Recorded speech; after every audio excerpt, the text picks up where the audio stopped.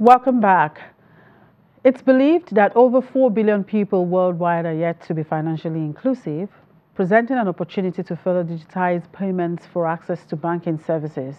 At a session in Lagos, the managing director of India-based Josansa Financial Services, Nish Kotecha, explains how digital payments can serve as a major enabler for financial inclusion in Africa's largest economy.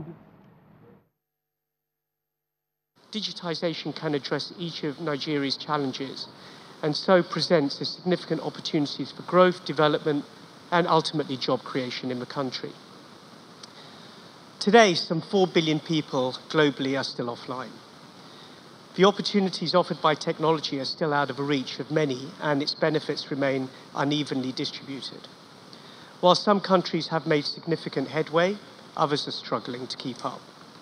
If we want technology to be an engine for inclusive growth and development, we must understand its challenges and address them in a way that ensures better access and better opportunities, particularly for those who are left behind. Underdeveloped financial and payment systems are one of these challenges. Traditional banking and payment methods are often ill-suited to the digital environment, and digitization will not deliver its full potential if many are still financially excluded. The idea that you would go into your bank branch to pay for your Amazon delivery in advance would put a brake on e-commerce. And while there's been progress towards financial inclusion, significant challenges remain. As you will know, an estimated 2 billion adults worldwide don't have a basic bank account. And basic is a different definition in every country you visit. Financial exclusion affects not only individuals, but businesses, and therefore trade as well. The World Bank has estimated that more than 200 million formal and informal micro, small, and medium-sized enterprises in emerging economies lack access to basic financial services and to thrive and grow. No wonder, therefore, financial inclusion is becoming a priority for policymakers, regulators, and development agencies globally. In fact, it is identified as an enabler for 7 of the 17 Sustainable Development Goals. Digital payments are actually an entry point for financial inclusion. Integrating digital payments into economies of developing nations is crucial for broad economic growth and independent individual financial empowerment. Technology advances, especially mobile technology, and reduction of price points, as commented by my previous speaker, have provided alternative solutions. They have been advancing at a tremendous speed.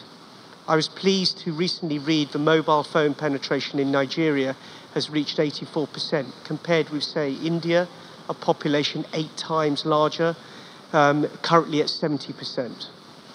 We have all heard of M-Pesa from Kenya, which from its early experiment by Vodafone and DFID, the UK government, has become renowned by showing the potential of these solutions and the potential of developing countries to leapfrog forward in their use of technology, all driven by customer need. Infrastructure innovation is being led by emerging economies who are finding smart ways to leapfrog the current infrastructure and, in many cases, bureaucracies to meet the demand for inclusion. Developed countries are playing catch-up.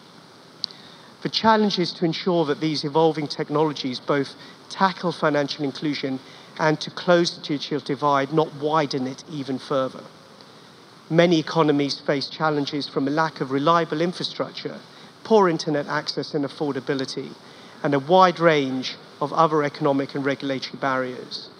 These include weak legal and regulatory frameworks, inadequate privacy and consumer protection, low customer trust, poor literacy, IT skills, etc., etc. The list goes on. These issues are also being faced by the developed world, who are grappling with the speed of innovation driven by unregulated services being taken up directly to the consumer. A recent example is Facebook and the Cambridge Analytica scandal in the UK, where personal data was being siphoned out of Facebook connections, possibly for the purpose of electoral manipulation, certainly for Brexit manipulation. Facebook's value with our data today is $560 billion US. created by an aggregation of that data and its analysis.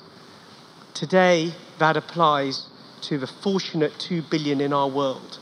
But tomorrow, what happens when we bring the next 4 billion to that same platform? What safeguards do we need to put in place? Data has joined today with money to become a global currency. The way central banks and governments are working hard to ensure appropriate frameworks are in place for our money. So to ensure that these, in place for our money, so too are these required for our data. Data is a currency, data privacy is critical.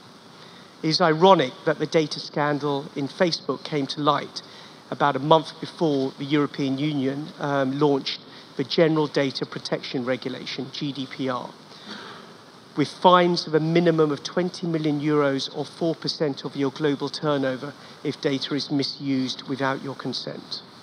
For those who are not familiar with GDPR, I urge you to have a read, as I truly believe this will become a framework on which our global data standards are going to be set. Let's now turn to financial inclusion. Financial inclusion means that individuals and businesses have access to useful and affordable products and services that meet their needs. Transactions, payments, savings, credit, and insurance, delivered in a responsible and a sustainable way. And finally, in Ethiopia, the decision to sell stakes in its lucrative telecoms monopoly and other assets could open one of the world's largest untapped markets to huge potential investments by firms willing to work with a government still wary of private enterprise.